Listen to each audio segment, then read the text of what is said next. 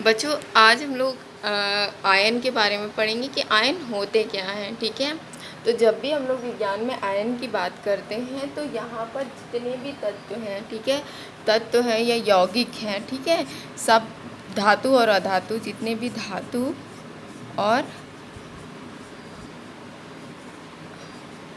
अधातु हैं, सब क्या होते हैं, आयन से मिलकर बने होते हैं। आयन का मतलब क्या होता है, एक हिसाब से हम उसको क्या कह सकते हैं, आवेश। ठीक है, आवेश।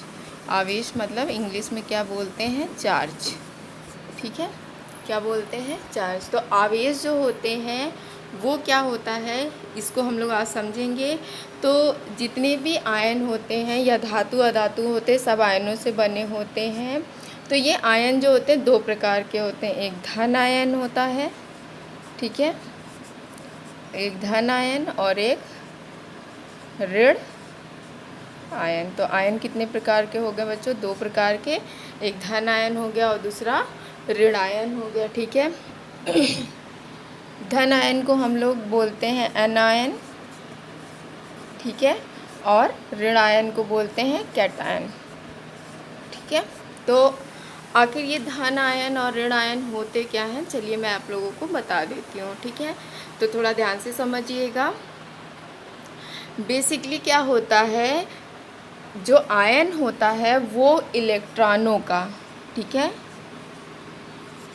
इलेक्ट्रॉनों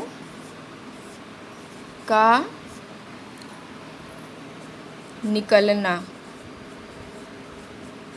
निकलना या जुड़ना, ठीक है, जुड़ना होता है। ठीक है, जब भी इलेक्ट्रॉन, ठीक है, अगर निकलते हैं या जुड़ते हैं तो हमारा आयन बनता है। जब भी किसी धातु या अधातु, किसी तत्व या परमाणु से, ठीक है, इलेक्ट्रॉन निकलता है, अगर निकलेगा तो धन आयन, ठीक है, एनायन बनाएगा। और अगर उसमें जुड़ता है, ठीक है, जुड़ता है तो क्या बनाएगा, ऋण आयन। ठीक है, तो ये इलेक्ट्रॉनों का जुड़ना और आना, ये अभी आप लोगों को समझ में नहीं आ रहा होगा, तो चलिए मैं बताती हूँ कि क्या होता है ये। तो बच्चों मैंने आप लोगों को एक नाभिकीय मॉडल बताया था कि जो नाभिक होता है, परमाणु मॉडल, तो परमाणु मॉडल में क्या होता है, एक नाभिक होता है, ठीक है, जो किसी भी परमाणु का बीचों बीच होता है, और यहाँ पर क्या होता है, प्रोटॉन और न्यूट्रॉन होता है। ठीक है, और इलेक्ट्रॉन जो होते हैं अपनी अपनी कक्षाओं में घूमते रहते हैं। ठीक है, तो इलेक्ट्रॉनों का अपनी अपनी कक्षा में घूमना, ठीक है, ये आप लोगों को पता है। ठीक है, इलेक्ट्रॉनों का जो अपनी कक्षा में घूमना होता है, ये इसी बात को दर्शाता है कि कोई भी चीज़ें जो हैं उसमें कितना आवेश होगा, या वो धन आयन बनाएगा या ऋण आयन बनाएगा। बच्चों आपको मैंने बताया था कि कोई भी इलेक्ट्रॉन क्या होते हैं, अपने अपनी कक्षाओं में घूमते रहते हैं। ठीक है, तो इसकी जो कक्षाएं होती के एल एम एन की कक्षाएं होती हैं, मतलब पहली कक्षा, दूसरी कक्षा, तीसरी कक्षा और चौथी कक्षा। ठीक है, तो यहाँ पर इन कक्षाओं में क्या होता है, इलेक्ट्रॉनों की संख्या फिक्स होती है। ठीक है, अगर पूरी तरह से इलेक्ट्रॉन इसमें भरे हुए हैं तो ये परमाणु क्या है, एक उदासीन परमाणु है। ठीक है, उदासीन मतलब अक्रिय, ठीक है, ठीक है, अगर पूरे इलेक्ट्रॉन इसकी कक्षाओं में, जैसे के में जितने होने चाहिए 2, 8, ठीक है, तो हम लोग यहाँ के और एल का ही उदाहरण देख रहे हैं, बाकी इन्हीं दोनों का उदाहरण से आयन बनते हैं। ठीक है, तो हम लोग इसको समझ सकते हैं। अगर देखिए पहली कक्षा में 2 इलेक्ट्रॉन पूरे हैं, और टोटल हम लोग ले कोई परमाणु है, ठीक है, 2 परमाणु हम लोग ले रहे हैं, एक के पास 6 इलेक्ट्रॉन है और दूसरा परमाणु जो है वहाँ पर जो है आपका है 10। ठीक है, एक में 6 इलेक्ट्रॉन है, दूसरे में 10। तो चलिए यहाँ पे 6 वाले का उदाहरण देखते हैं। तो मैंने बताया पहले में तो 2 इलेक्ट्रॉन हो गए, तो अगला जो दूसरी कक्षा शुरू होगा तो उसमें कितने इलेक्ट्रॉन होंगे? बचे कितने? 6 में से 2 निकाल देंगे तो बचे 4। तो कितने इलेक्ट्रॉन होंगे? 4 इलेक्ट्रॉन होंगे। अब देखिए मैंने बताया कि इलेक्ट्रॉन होने कितने चाहिए इस पर? 8 एल वाले में, लेकिन है इसके पास कितने? 4। तो ये अब इसको क्या है, 4 की और ज़रूरत है, ठीक है। तो ये तो या तो ये 4 किसी को दे दे, देने पे क्या हो जाएगा, इसका ये वाला चीज़ क्या हो जाएगा, हट जाएगा, और या 4 किसी से ले ले। तो जब ये 4 इलेक्ट्रॉन किसी से लेगा, अगर 4 इलेक्ट्रॉन लेगा तो इसकी संयोजकता क्या हो जाए, सॉरी इस पर इसका जो आयन हो जाएगा वो कितना आयन आ जाएगा इस पर? -4, ठीक है। अगर ये 4 किसी को दे देता है तो इस पर जो आयन आएगा, आयन मतलब आवेश आएगा, ये कैसा बन जाएगा? प्लस का 4 आयन, ठीक है। तो इसको लिखने का तरीका क्या होता है, जैसे परमाणु है तो परमाणु यहाँ पर ये कार्बन है, ठीक है।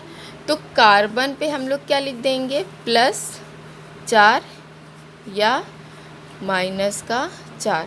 तो इसी को धन आयन और ऋण आयन बोलते हैं, ठीक है। दूसरा हम लोग देखते हैं परमाणु जिसमें 10 इलेक्ट्रॉन थे, ठीक है। तो ये नाभिक हो गया। अब देखिए पहली कक्षा में 2 और दूसरे में 8 इलेक्ट्रॉन हो जाएंगे। तो यहाँ पर जब इसका इलेक्ट्रॉन 8 कंप्लीट हो गया है, ठीक है, तो इसको क्या है, ना तो किसी इलेक्ट्रॉन की बाहर से ज़रूरत है, ना इसको देने की ज़रूरत है, ठीक है। तो यहाँ पर ये क्या हो जाएगा? अक्रिय। अक्रिय का मतलब क्या होता है? इस पर कोई भी आयन बनाने की क्षमता नहीं है। तो इलेक्ट्रॉन जितने भी निकलते हैं, ठीक है, तो वहाँ पर क्या होता है? धन आयन, और जब इलेक्ट्रॉन आते हैं तो ऋण आयन। एक उदाहरण हम लोग और भी देख सकते हैं बच्चों, हाइड्रोजन का देखिए। हाइड्रोजन में क्या होता है? उसकी संयोजक परमाणु क्रमांक 1 होता है। तो अर्थात उसके जो नाभिक है यहाँ पर और उसका जो पहली कक्षा है तो उसमें केवल 1 इलेक्ट्रॉन है। तो हाइड्रोजन क्या करता है? अपने 1 इलेक्ट्रॉन को किसी को दे देता है, इसलिए ये क्या बनाता है? धन आयन, ठीक है। और आयन पे इसकी जो चार्ज चढ़ती है वो 1 की चढ़ती है, क्योंकि इसने 1 इलेक्ट्रॉन डिस्चार्ज किया है, ठीक है। तो इसी तरीके अगर इलेक्ट्रॉन किसी को नीड हुई इलेक्ट्रॉन लेने की और देने की तो ये आवेश बनाते हैं। बच्चों दूसरा हम लोग देखते हैं संयोजकता, ठीक है। संयोजकता और आयन की जो संकल्पना एक ही है। संयोजकता जैसे मैंने आयन बताया था कि धन आयन बनना, इलेक्ट्रॉनों का निकलना क्या कहलाता है? धन आयन बनाना, और इलेक्ट्रॉनों का जुड़ना ऋण आयन बनाना। तो ये जो मैंने आप लोगों को बताया कि कितने इलेक्ट्रॉन निकलते हैं, तो प्लस का जो चार्ज चढ़ जाता है वो एक हिसाब से संयोजकता को ही दर्शाता है, ठीक है। जैसे किसी तत्व में 2 इलेक्ट्रॉन हो रहा है कि 2 इलेक्ट्रॉन उसने किसी को दे दिए, ठीक है, तो उसकी संयोजकता क्या हो जाएगी?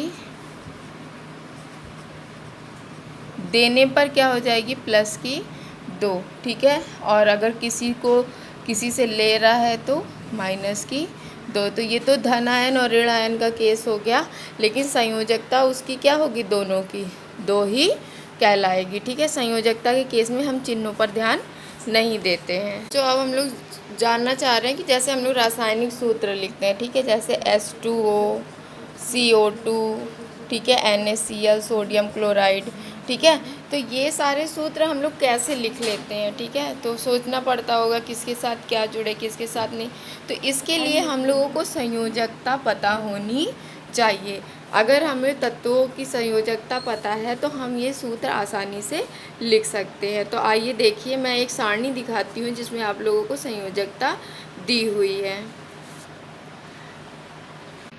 बच्चों इस सारणी को देखिए आप लोग ज़रा। इसमें देखिए सोडियम की जो संयोजकता है, संकेत है Na+, मतलब इसकी संयोजकता क्या है? 1, और वो भी प्लस की। और इधर इसके बाद पोटेशियम, सिल्वर, सबकी संयोजकता आपको दिख रही है ना। हाइड्रोजन की, यहाँ पे क्लोरीन की, क्लोराइड, ठीक है, धात्विक नाम क्लोराइड है, क्लोरीन की 1 है। तो 1 प्लस और 1 माइनस, तो तो आइए हम लोग समझते हैं इस चीज़ को। देखिए अभी हम लोगों ने समझा कि सोडियम की संयोजकता कितनी होती है, अभी चार्ट में देखा +1 की, ठीक है। और क्लोरीन की कितनी होती है, -1।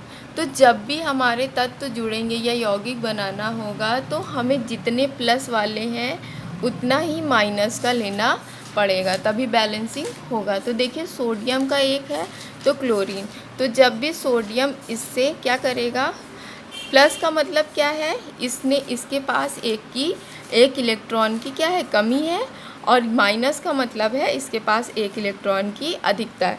तो ये अपना एक इलेक्ट्रॉन जो है ये दोनों आपस में शेयर कर लेंगे, क्लोरीन से ये ले लेगा। तो सूत्र क्या बन गया, NaCl, ठीक है। आइए हम लोग बेसिकली जो पढ़ते हैं जल का, तो हाइड्रोजन के ऊपर +1 का चार्ज होता है और ऑक्सीजन के ऊपर -2 का। अब यहाँ पर देखिए इसके पास 2 इलेक्ट्रॉन अधिक हैं और इसके पास 1 इलेक्ट्रॉन कम है। तो जब भी इसको चाहिए होगा तो अगर ये अपना 1 इलेक्ट्रॉन इस हाइड्रोजन को दे देगा तो दूसरा इलेक्ट्रॉन ये दूसरे हाइड्रोजन को देगा, ठीक है। तो इसके देखिए दोनों इलेक्ट्रॉन क्या हो गए, डिस्ट्रीब्यूट हो गए और यहाँ पर आके मिल गए। तो ये कैसा बनने लगा, एक सूत्र क्या बन गया, 2 हाइड्रोजन और 1 ऑक्सीजन, ठीक है। और ध्यान देने वाली ये बात है कि जो प्लस की चीज़ें हैं वो पहले लिखते हैं और माइनस की चीज़ें बाद में।